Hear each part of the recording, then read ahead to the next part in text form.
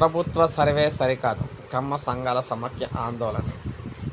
రాష్ట్ర ప్రభుత్వం ప్రకటించిన సమగ్ర కుటుంబ సర్వే నివేదికలో కమ్మ సామాజిక వర్గ జనాభాను చాలా తక్కువగా చూపారని కమ్మ సంఘాల సమాఖ్య తెలంగాణ రాష్ట్ర అధ్యక్షుడు బొడ్డు రవిశంకర్ ఆందోళన వ్యక్తం చేశారు.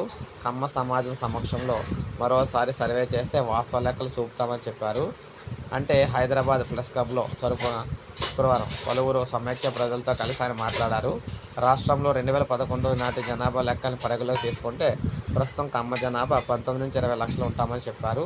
కానీ కుటుంబ సర్వేలో కేవలం 3.68 లక్షలు మాత్రమే ఉన్నట్లు చూపడం వల్ల జనాభా తమాషా ప్రకారం తమ సామాజిక వర్గానికి వచ్చే పథకాలు, సంక్షేమ కార్యక్రమాలు, ఉపాధి అవకాశాలు లబ్ధి తగ్గిపోతుందని ఆందోళన వ్యక్తం చేశారు. ప్రభుత్వ వాస్తవాల పరిగణలోకి తీసుకొని న్యాయం చేయాలని విజ్ఞప్తి చేశారు. సమావేశంలో సమైక్య రాష్ట్ర ప్రధాన కార్యదర్శి గంగవర బొస్టి, రామకృష్ణ ప్రసాద్, గౌరవ మిగిలిన వారందరూ కూడా ఇద్దరు పాల్గొన్నారన్నమాట.